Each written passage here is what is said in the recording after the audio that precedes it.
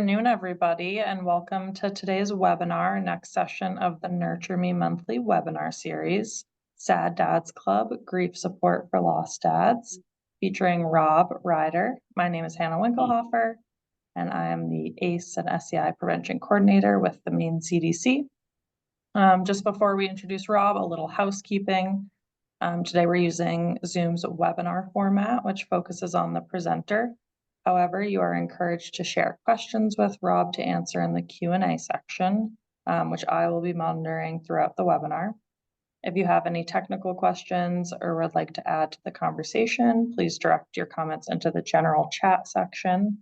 Near the conclusion of the webinar, Ryan Nealand from ADEPT will share an evaluation link for today's presentation. We appreciate you taking a moment to provide your valued feedback, which helps ensure that we are providing quality content. And also, Ryan will be sure to email your participation certificates within 10 business days. And now it is my pleasure to introduce our presenter. So Rob Reider is a husband, father, and musician living in Falmouth, Maine, with his wife, son, Dallas, and daughter in the stars, Lila. He is the current executive director and co-founder of Sad Dads Club. Welcome, Rob.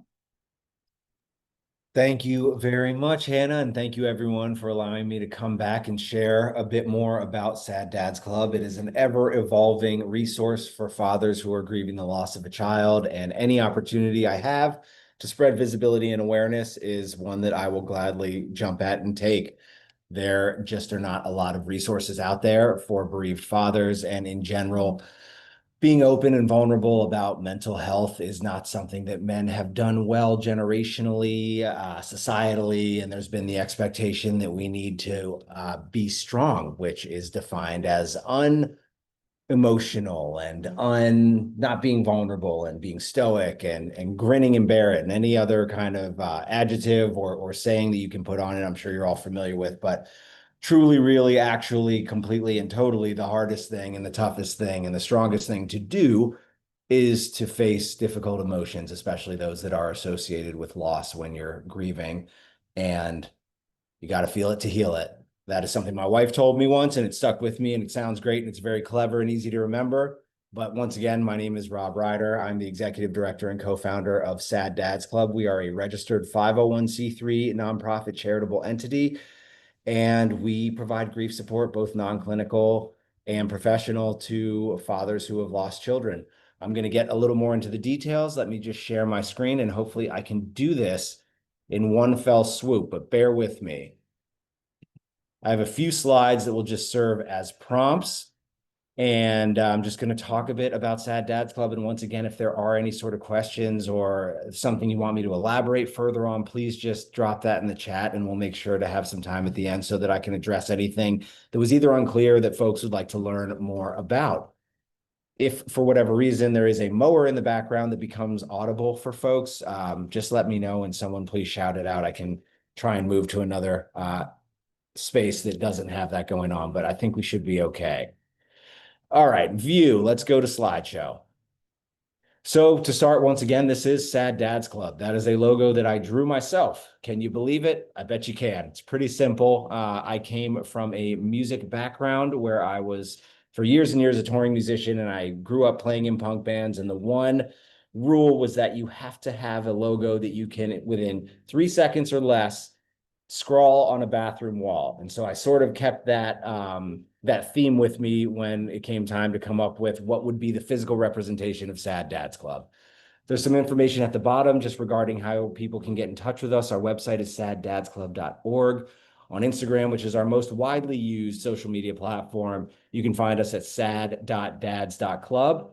And then, of course, if you'd like to reach out directly to learn more or to get some more information about exactly what we offer, please reach out to info@saddadsclub.org.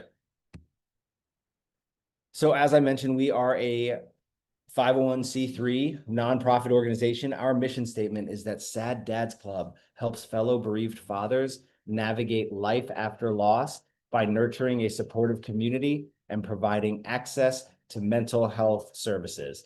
That last part, the access to mental health services, is something that we're going to get into now, and I'll explain more about, because it is two-pronged.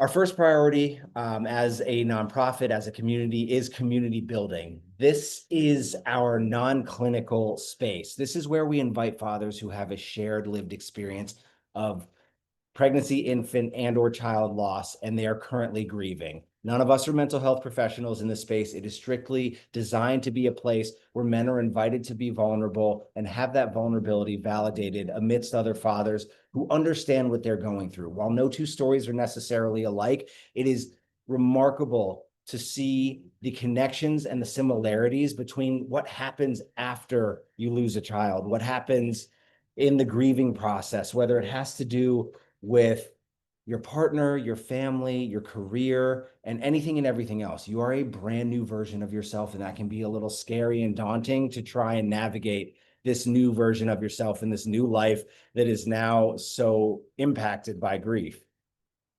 Some of the community building that we offer, within our community building programming, we offer weekly Zoom sessions every Thursday at 8:30 p.m.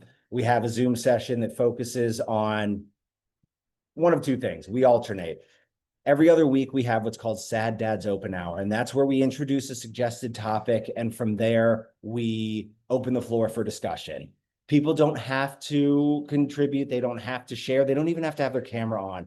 We want to make sure that all of these spaces are as comfortable to the individual as they possibly can be. And we know that it's not a one-size-fits-all for dads who are grieving. Some dads are really eager to share. Others just want to listen. And we also recognize and encourage that whatever works best for you in that type of space and allows you to feel comfortable and get some healing out of it, that's what we want people to do. So we have our Sad Dads Open Hour, which is an open floor discussion if folks want to share. And then on alternating Thursdays, we have what's called My Child, My Story. That's where a father opts in to share the story of their loss in full detail, uninterrupted. That's where they can, for most of them, I'd say majority, overwhelmingly, the first time actually go through their whole story, say it out loud to an audience that's eager to hear it. They're not rushing them to get through it. They aren't feeling uncomfortable by anything that's being shared because the subject matter just societally can be so taboo and uncomfortable. Pardon me for a second. This mowing is getting a little ridiculous. I'm just going to try and move to a slightly softer space.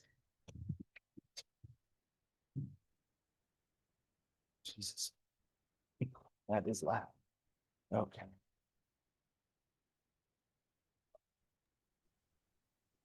Hey, Rob, just so you're aware, you're loud and clear on my end.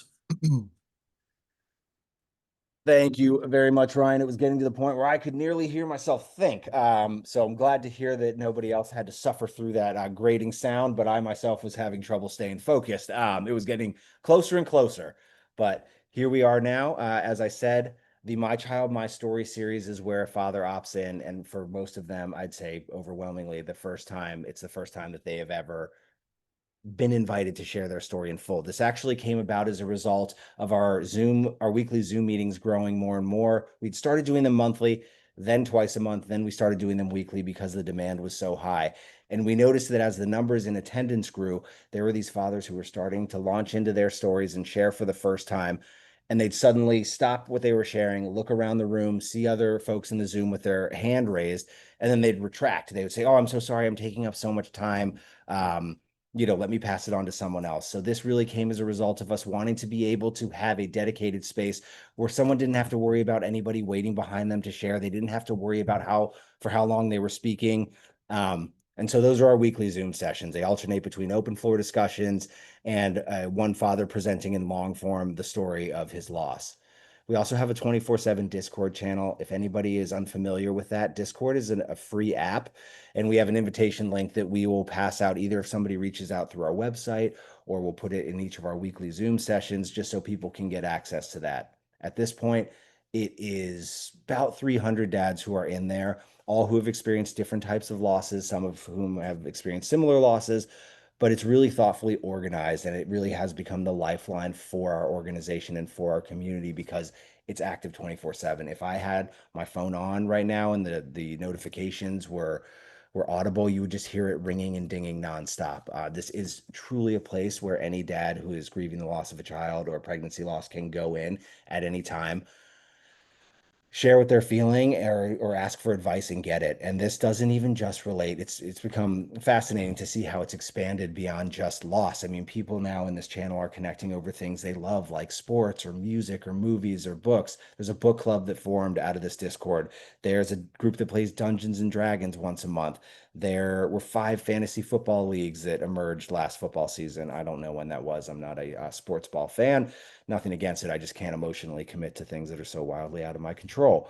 But this Discord is incredible, and it's such a supportive, warm, welcoming space. And that really does go for all of the various spaces that we host. I think we've done a phenomenal job of setting the expectation that nobody wins the Grief Olympics, and that this is a space where dads come to be supported and to support other dads through the most complicated and difficult part of their life. And this never leaves, it never ends. And the love and the validation that dads get when they engage with Sad Dads Club is absolutely beautiful. So the weekly Zoom and the Discord, those are really our virtual offerings by way of community building. Other in-person opportunities for engagement are regional events within, back to our Discord channel. We have different sub-threads set up for regions of the country so that if dads want to plan informal meetups, which they do often, they can just do it easily through our Discord channel where they're immediately connected, can make a plan, and can execute it. We also, in Maine, host twice a year retreats. We do it on Panther Pond in Raymond, Maine. We cap it at 25 dads because we recognize that that's really how many we can comfortably fit. But we do one in the spring, one in the fall. We just wrapped our spring retreat a few weeks ago, and we have our fall one coming up October 17th through 19th.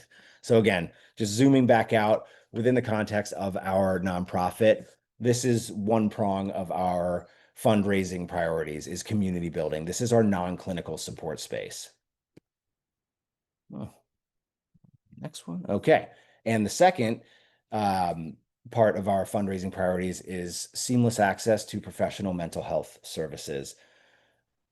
There is not just a financial barrier to getting quality professional mental health support. There is also a logistical barrier. When you have endured child loss, your executive functioning is non-existent. You don't have the capacity to get online and figure out, are there available therapists in my network? And do they take my insurance? And if they don't, how much is it? And do they even have experience treating a patient who has endured child loss and is grieving? And so we, as an organization, Sad Dads Club, we partner with therapists who specialize in child loss and grief so that we know that the dads that we're sending to get this professional mental health intervention are going to the person best suited to help them with what they're dealing with.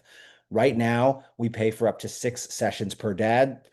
It would be great if one day we get to the point where we can just indefinitely provide therapy sessions, but right now it's 6 sessions per dad.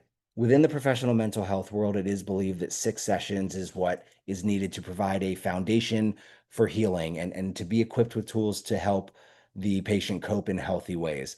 Right now, we are kind of in our pilot phase of it. We just launched it a few months ago. We got funding to put 20 dads through it, and we are having each therapist that we're partner with administer a GAD-7 and PHQ-9 surveys 3 times throughout the 6 sessions, once before they start, once in the middle, and then once when they've completed their 6 sessions with a therapist. These are barometers of wellness. They're gauges of anxiety and depression, what we know that these dads are dealing with as they go to have these sessions with the therapist with whom we've partnered. And what we are seeing so far in the data that's coming back and being analyzed is that this is indeed improving anxiety and depression, or rather it's lessening the intensity of anxiety and depression. So the hope being, and what we suspect all of the data will come back after we've sent our 20 dads through it, is that we can show, hey, this is working, go out and scale and fundraise to get 100 dads access to 6 sessions each. But we, again, just need that data. We suspect that this will be the case. Chris J and I'm realizing now, I didn't even really give much of a background to my story, so I apologize for that, but I'm one of 3 co-founders of Sad Dads Club, and my daughter Lila was stillborn at 38 weeks after what can only be described as a perfectly healthy pregnancy. Everything was going right. There were no causes for concern, and then at the 38-week appointment, there was no heartbeat. They had ruled it to be a placental abruption, and we don't know why. We since went on to have a healthy child who's now 5.5 years old. But when I lost Lila, who is forever our firstborn, one of my best friends from Bowdoin College and classmates of mine, 11 months earlier, had also had a stillborn daughter. So I had the fortunate misfortune of immediately having someone that I could go to, talk to, connect with, and not feel alone, not have to deal with all these complicated feelings of inadequacy. Am I a father? Am I not? Is Lila even my daughter? Is she not? Through mutual classmates and friends, we were introduced to a dad named Chris who had also lost a daughter 7 months after we lost Lila. So within the span of 18 months, the three of us, the three co-founders of Sad Dads Club, all had stillborn daughters. We recognized that there just wasn't no robust kind of support out there for bereaved fathers, and the dynamic and the relief that we were getting through having one another as we navigated our grief was incredible. It allowed us to return to other places in our lives where we were so needed, like with our partner or living children, if we had any, at our jobs, just kind of every other area, this dedicated space where we knew that we could call on or be with someone else who got it, someone else who would let us just, say everything or say nothing at all and no explanation around it was needed, was completely comfortable and so helpful. And we said, I bet there are people out there who have no one in their community. They don't have any loved one who's ever experienced anything like this, and they're probably left to deal with it alone. So let's see and put a call out using the internet. Our reach could be boundless. Let's see the type of response that we get. Kind of wrapping it up and tying it back into the professional mental health support. Chris, Jay, and I all had great jobs with wonderful insurance, and it was still difficult for us to find the right person to go to in terms of a therapist, somebody who was a mental health professional. And so we also fully well know that we were in a financial position that other people aren't. We had access to insurance that not everyone does. And so the financial barrier was one piece, but really that logistical barrier was equally as inhibitive in terms of people getting the care and support that they need. And so from our non-clinical community building side to our professional mental health support side, this is what we feel is the most robust package for healing. This is what we feel like this is all that we can do. This is for right now, this feels like we're getting everything to a dad to give them the best chance at feeling that relief, at being able to start that journey with healing, because grief is forever. It is nonstop. It is always going to be there. You're never not going to miss that child that you no longer have. And so having access to a community and also being able to provide support that we as a community can't, because once again, we are not mental health professionals. So we need to be able to give them everything they could need to help them as they begin the journey with healing and as they start to feel that relief. A lot of dads come to us and in the early stages of grief, as they're going through that first year, as they're starting to kind of feel a little bit better, they don't feel like they have permission to feel better. They feel like that is an abandonment of the memory of their child because the intensity of sadness and pain is so closely associated with losing that child. And just being able to go into a room full of guys who are all at different areas of their, or rather at different timelines in their grief, and hear that, like, no, it's okay to feel better. Some of them, I don't know if they would ever believe it or know that that is okay, were it not hearing from somebody else who has also gone through and going through what they are. Just a little kind of anecdotal piece there. Yeah, I keep pressing the wrong button. Okay. I have a video from one of our retreats. We have a guest book that we ask dads to sign at any point that they want to during the weekend stay that we have with one another. At any point during that weekend, they can write, whether it's a letter to their child, whether it's a letter to sad dads, whether it's just a reflection on what they felt, on what they experienced, on what the weekend meant to them. We ask that they contribute something. I always say that I love talking about Sad Dads Club, but to really understand it is hearing from those who have stepped into our community and been positively impacted by it. And we are finding more and more and more that these retreats that we offer, that we do, they're transcendent for dads. In a moment, I will play a video that features one of the letters that a dad offered in our guest book, but just kind of to give you a little more anecdotal information around these retreats. They are intentionally not agenda heavy, and that's not out of disinterest in having programming. It's more prioritizing time together and making sure that dads can utilize the space as it best suits them. Right back to what I was explaining about our digital spaces where we don't require a camera to be on at Zoom. You don't have to share if you don't want to. we have some dads come to us who have never spoken on our Zoom, but I see their name, I see their child's name, I see them come to our Zoom. I've never heard from them. I don't know their story. But then and it surprises me because you would think that this type of person wouldn't necessarily be interested in spending a weekend with other dads where you're physically there with them. And we have this incredibly beautiful house that we rent out each time, and it's right on the water. We have kayaking, we have canoes. There's a beautiful private dock. People go swimming, we eat together, we grill together. And naturally and organically, it just creates this very comfortable space where dads feel permission to open up. They feel like it's a safe place to do so. One dad in particular, and this always sticks with me just because it was so profound. Similar to what I just said, I'd never heard this dad's name is Brad. I knew his daughter's name was Peyton. I didn't know anything about his story. I didn't know what had happened to Peyton. I didn't know if she had been stillborn, if it was a, termination for medical reasons of a wanted pregnancy. I didn't know if it was SIDS, if she was an older child. I didn't know. I knew that Brad, coming from Niagara Falls, that his daughter's name was Peyton. And so we all always get to the house Friday afternoon, and then we all leave on Sunday at noon. So this was on Saturday morning. So we'd spent the evening together. We'd eaten together. We drank beers. We had fire, like fire pits going. And Saturday morning comes, and a group of 5 of us are standing on that private dock I mentioned that we had. And Brad is one of the guys there with us. And we're just looking out at the trees, at the water, and just kind of having a gentle start to the morning. And Brad starts to go into his story. And Brad's daughter Peyton was 8 months old, and she was just having a terrible time sleeping, just awful. And Brad woke up and wanted to make sure that his wife could get some more sleep. So he took Peyton. They went out to the couch, middle of the night. He put her on his stomach and woke up, and she had rolled over and suffocated. There's no drugs, no alcohol, anything like that involved. It was just an absolutely awful, heartbreaking accident. And he told us that he'd never told his story out loud to anyone. He was almost at 2 years past when Peyton had died, and he had never spoken it out loud. He had never said anything to anyone, not his closest friends, not his family.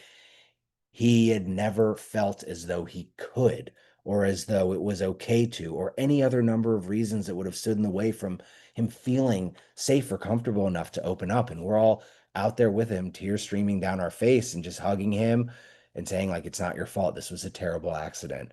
And the guilt associated with the dads who come to us it's profound, and it's a big part of what the dads need help working through, is that guilt. And in some cases, like Brad's, it's so very easy to understand why he would put himself as the responsible party.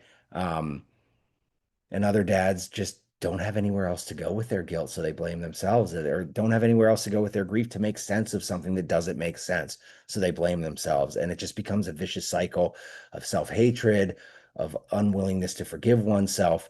And you can't start any healing if you're not willing to let yourself feel that healing. One of the dads at the end of our retreat recently told us that he thought it added 4 years to his life. Another dad told us that he knew the retreat was going to be good for him, and he had no idea how good it was going to be for him. So these really have become a cornerstone for what we do. We try and keep costs as low as possible. We have so many incredible partners who donate products like beer or groceries, or there's a restaurateur who caters the whole weekend. We have a lot of generosity from the community, and it really does become a very hyper Maine experience. All the beer is very local. Again, that restaurateur who comes in, who has 2 restaurants in Portland, and it's like a quintessential Maine experience, just tucked away in the woods in Raymond, Maine, where it's accessible enough to Portland, but you really do feel as though you're removed and in another world. So they're a lot of work, but I always love doing them. I love logistics. I love seeing these dads come together. And while virtual engagement is wonderful because it allows our reach to be boundless, nothing compares to being together in person. So I'm going to stop talking just for a moment while I play this short video. This was a letter submitted by Lenny's dad, Josh. Lenny was born perfectly healthy, and then suddenly at 5 weeks developed a meningitis infection, and very shortly after passed away. Completely blindsided the family. It was their firstborn. And this was the letter that Lenny's dad, Josh, contributed to our guest book. And I'm narrating over it. And there's a montage of some stuff this is all taken from the retreat. And with Josh's permission, I narrated the letter.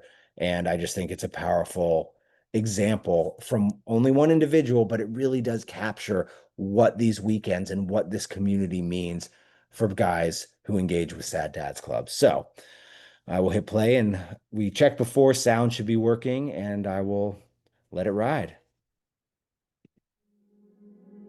I knew this weekend would be fun and a little wild. I knew that meeting the guys I have been talking to for the past year plus would be special beyond words.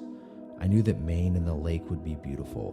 What I didn't know was how close it would all make me feel to Lenny, our beautiful, sweet angel girl. Every butterfly that flies by, every breeze in the trees, every star in the sky, she was there with me, with us. Sad Dads Club gave me that. As a group, we are more than the sum of our losses. There's sadness and longing, but also love and hope. There's brotherhood. There's fatherhood. Thank you all. Thank you for sharing your children with me. Thank you for honoring Lenny. Love always, Lenny's dad, Josh. Cheers. Cheers. Cheers. Love you all. Love you all.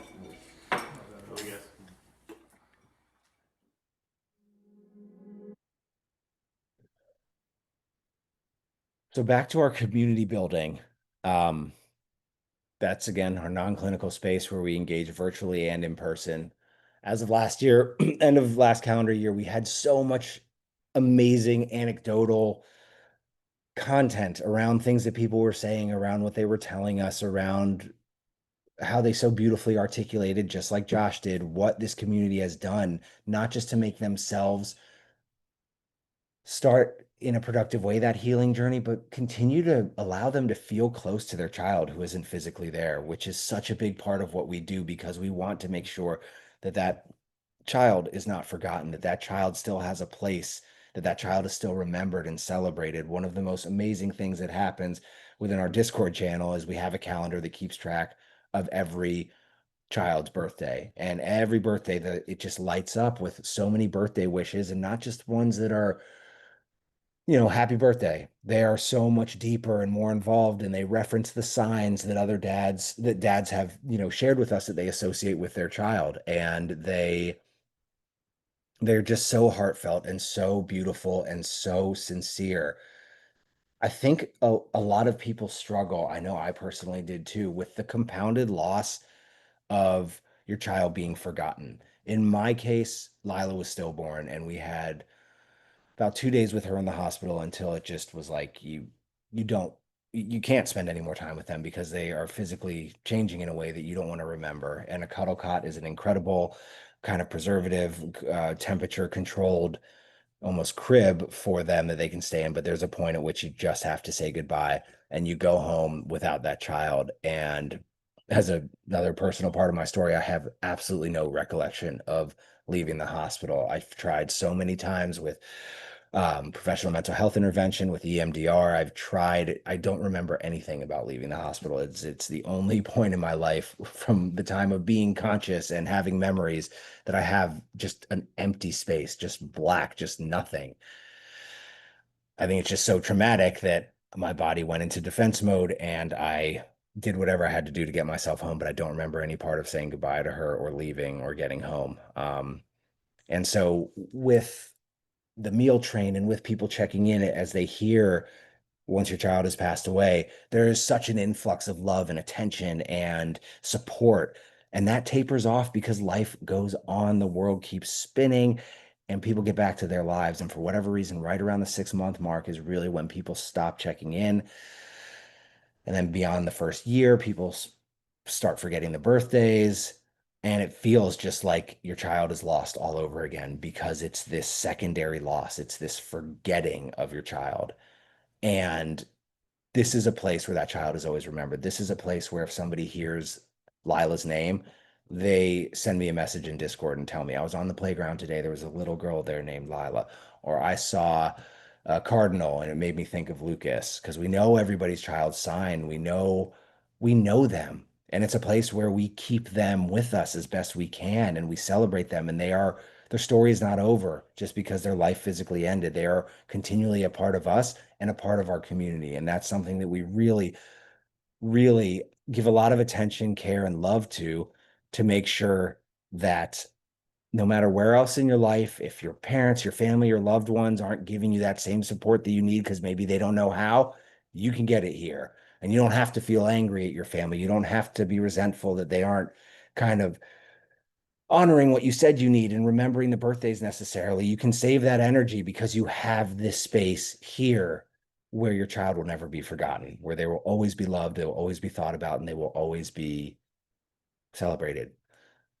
So we sent out a survey because we knew as we were starting to apply for grants and just for our own information, we need data behind what the effectiveness, the impact of what this organization, what this community is having on bereaved fathers is. We could, till the cows come home, provide probably something as thick as a phone book with testimonials, with quotes from people telling us how much it has helped them, how much it has given them an indescribable light and joy that they never thought they would experience again in their life.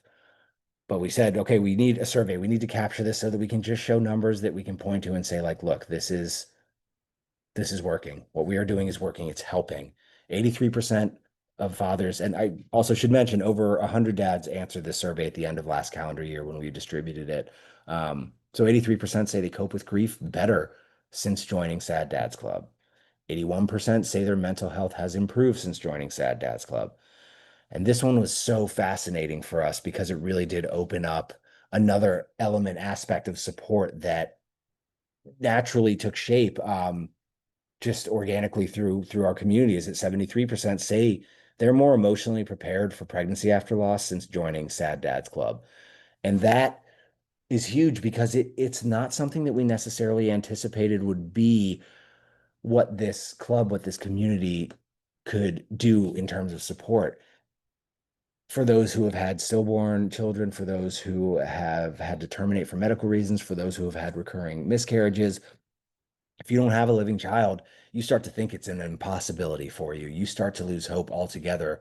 It doesn't matter how statistically unlikely it is that it will happen again. You've already ended up on the wrong side of statistics. And so numbers don't mean anything to us anymore, which I know is a little laughable given I'm talking about numbers now. But in the context of dads feeling completely comfortable and as though something bad won't happen to them again, that's just not the case. And the PAL journey, which is an acronym for pregnancy after loss, is so intense. As somebody who went through it myself, the joy and the innocence is stripped away. Baby showers don't happen. There's no gender reveal. There's an intense, just like physical experience of just bracing yourself for impact again, for bracing yourself for the floor to disappear beneath you once again. And having dads who you can go to and just express all of these different fears and anxieties that you're having and struggles through the longest 9 months of your life is unbelievable. And to see that 73% say they're more emotionally prepared for pregnancy after loss shows the effectiveness in what kind of support that this is offering. It's not just around grief. It's also around these things that are joyous and that are hopeful, like bringing home a living child. And I know that for me personally, those 9 months, as I alluded, they were hell. And that is something that you just need support through, and you need other people who understand. You need stories of hope so that you yourself can start to put yourself and picture yourself in the position of that peer, of that dad who also went through it. And Kevin, he had a rainbow baby, which is the term for a living child after losing a child. And so did Will, and so did Curtis, and so did Mike. And I'm reading all these stories and watching along with these pregnancy after loss journeys, and all these dads are seeing a happy outcome, but also dads are seeing outcomes that are not favorable. We've had dads in our community who have endured multiple losses, and that is just a reality, and it's tough, but there is so much openness and transparency and honesty in everything from every end of the emotional spectrum. When dads join our Zoom on Thursday evenings, there's often the chat will be going off and dads get very close very quickly. When you meet another lost dad, if you start with, a normal peer that you've never known before, if you start your friendship journey here, your friendship journey is up here because you're just connected on such a deep level. And there'll be banter going on in the chat of our Zooms before we get started. And we always say, like, look, people are laughing and joking around in the Zoom, whether it's, ribbing each other about sports teams or just anything. That doesn't mean we don't take the space seriously. And that's what we want to make sure that all the dads know and got to the point where we started saying it out loud so that dads wouldn't be turned off or think that this wasn't a space that we take seriously. And very quickly, once you start the Zoom, you realize we do cover the entire emotional spectrum. There's laughing, there's crying, there's everything in between. And one of the first times we made this announcement about, we take this seriously, please don't be turned off by the fact that we're laughing. I promise if you keep coming, you will find yourself laughing with us before long. And a new dad who he had had a stillborn daughter 3 weeks earlier, unmuted and said, please keep laughing. I came here to see a future version of myself.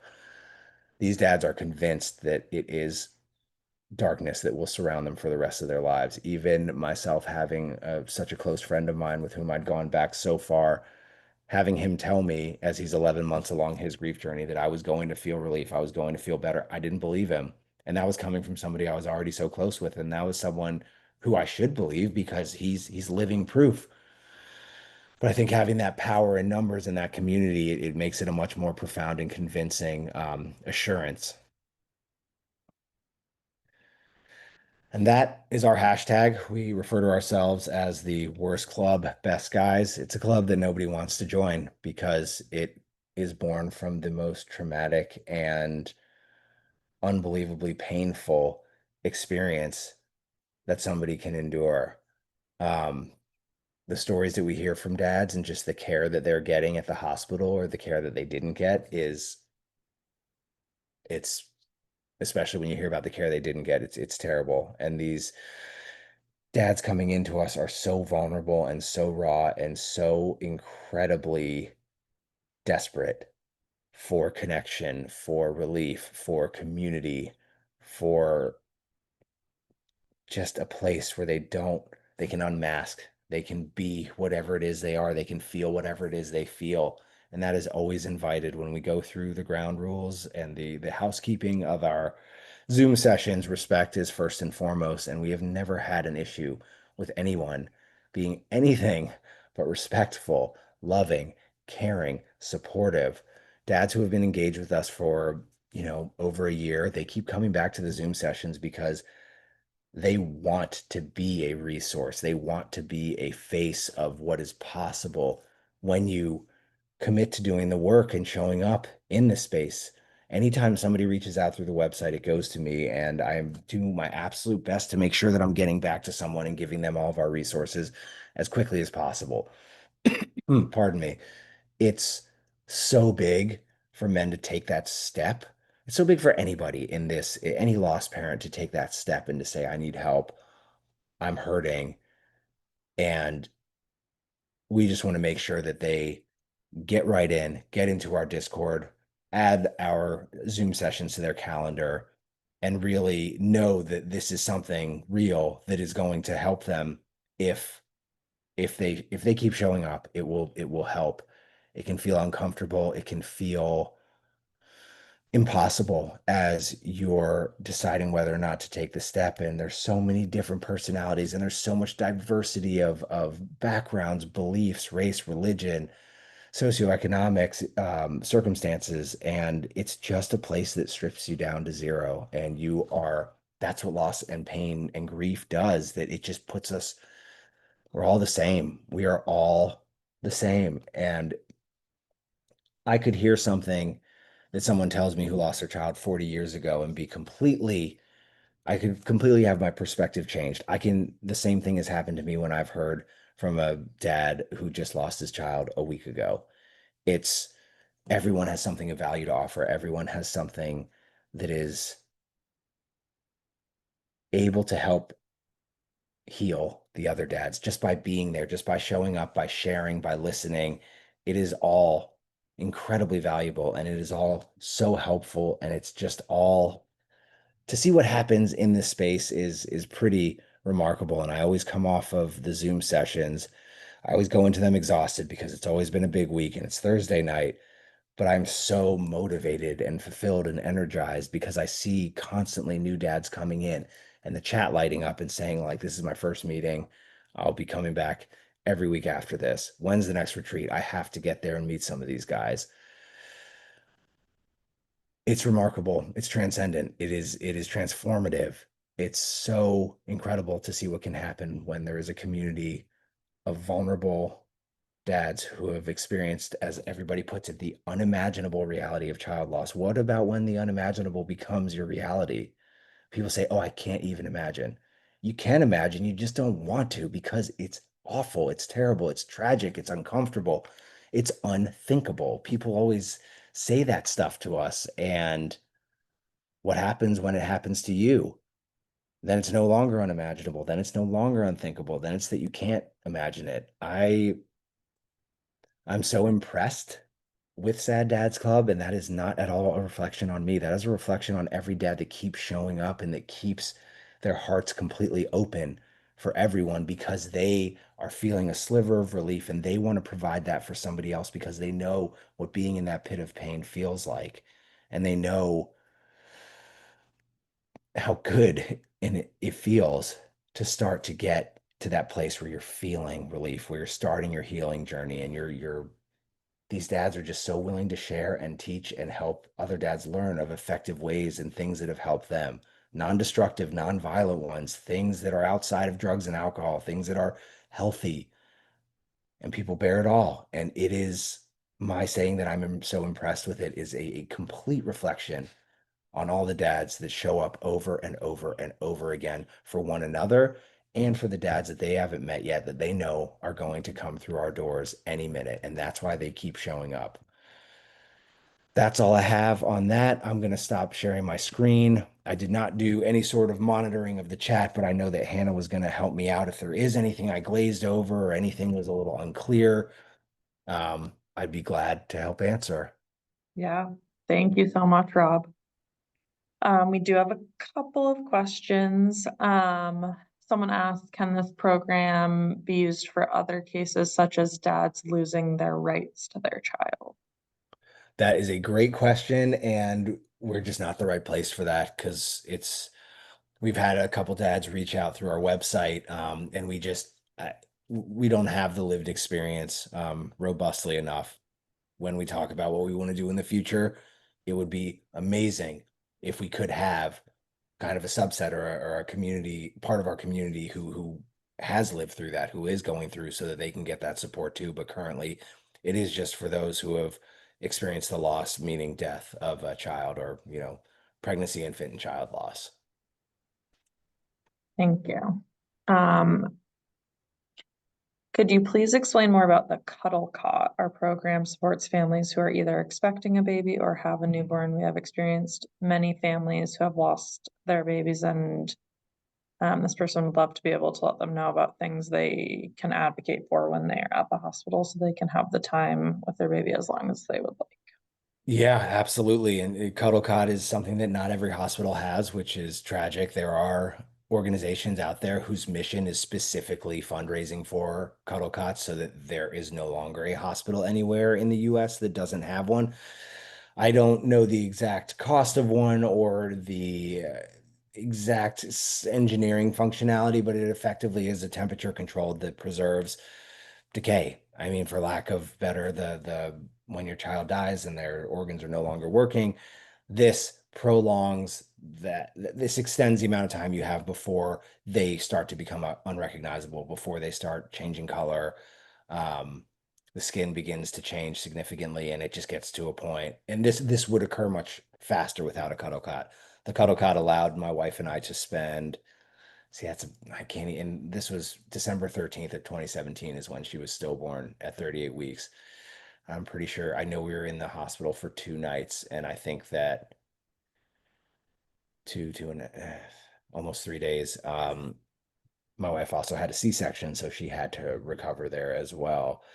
But I wish I could provide more kind of exact information around it, but Cuddle Cot is the name of it. If you Google it or check it out online, you should also be able to find organizations if whomever asked the question is, wondering if their hospital has one or steps they can take to have one donated. There are organizations who have it's just in such not short supply, but it's not available widely enough that there have been organizations that sole mission is to make sure that those are available because that time is so fleeting and precious, and anything more you can get is invaluable.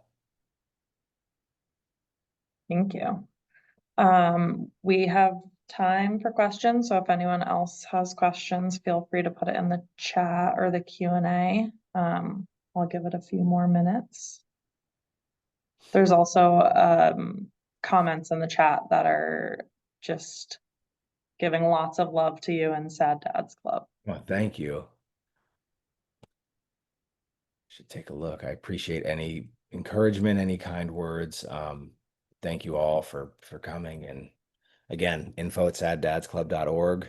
Or if you go to our website, if you forget that, there's the contact and connect button, and that'll lead directly to me. And I do my best to get back to folks within 24 hours. And because again, we want to make sure that as much information is as widely available as possible, because our ultimate goal is ensuring that no dad out there thinks there's nothing out there for them.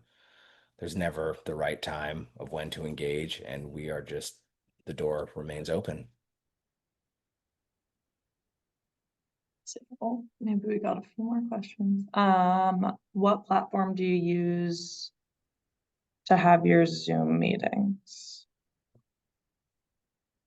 Sorry, what platform do you use to have your Zoom meetings? So that's on Zoom, and On Zoom. you don't have to have Zoom downloaded. You can also, when you register for it on our website, under events, you're then automatically sent a link, and it's the same link every Thursday. You don't need a new one. And even if you don't have Zoom downloaded, if you go into your web browser with that link, it will take you directly to our Zoom session. And if I'm not answering the question, please feel free to chime in again, and I'll do whatever I can.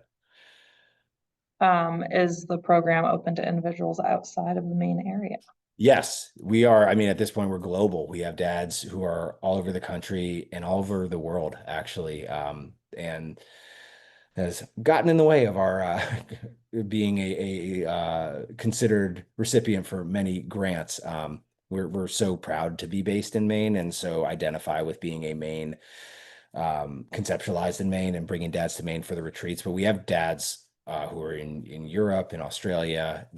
It's open to dads no matter where they are. We are not exclusive to Maine, and that is in direct response to there just not being anything else like this as a resource for bereaved fathers. So we wanted to make sure that it was as widely available as possible.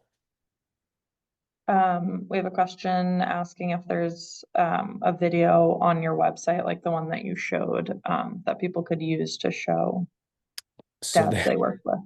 That is a great suggestion. We should have some embedded videos on there. We don't currently, however, we do have a YouTube channel, like for this exact reason. I'd set it up so that I could embed the video into a PowerPoint, but there are a couple videos there on our YouTube channel. I believe there are 3, but the video I just showed is one of them.